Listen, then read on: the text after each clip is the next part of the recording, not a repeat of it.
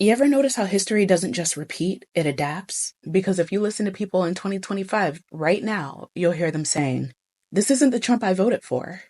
I didn't know it would go this far." Sound familiar? Because if you've ever picked up a book about history, it should.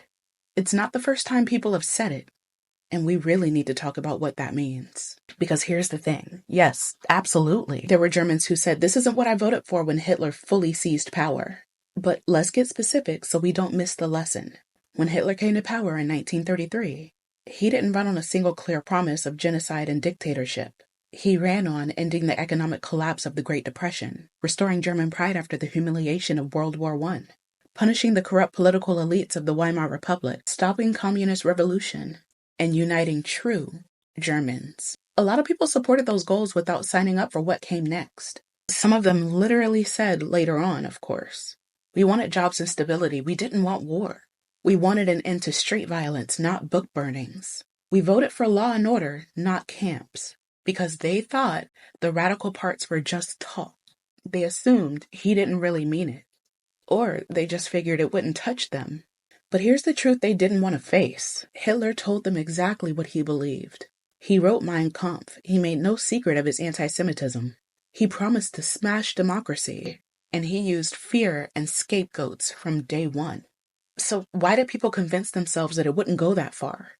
Because they only wanted to believe the parts that benefited them. Because they hated the other just enough to look away. Because they thought they could control him.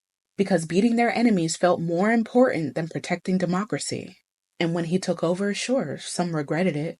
Some said, "This isn't what I wanted," as freedoms vanished. Some tried to distance themselves, and some just went quiet. But by then, it was too late. He'd outlawed dissent, controlled the press, dismantled the system that could have stopped him. Now look at us. In 2025. Tell me it doesn't sound familiar. Because you've got people saying, "This isn't the Trump I voted for. I just wanted the economy strong. I just wanted the border under control. I didn't want camps." But let's be real, he told you who he was. He said immigrants were an invasion. He called the press an enemy. He praised dictators, refused to concede when he lost. He pardoned the people who stormed the Capitol for him.